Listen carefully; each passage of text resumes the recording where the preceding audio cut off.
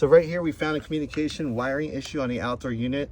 Basically, whoever installed this didn't follow color coordination basic principles. They used red on green and white on yellow and mishmashed it all together, and right here they landed it according to the color principles. But all right, so what we have here is we don't have a yellow corresponding to this. You need 3 wire setup. It's going to be yellow, the green, and white. So we presume that that red is converting into yellow somewhere between here and the gas furnace, since at the gas furnace the connections are yellow to yellow. So evidently there's some splice.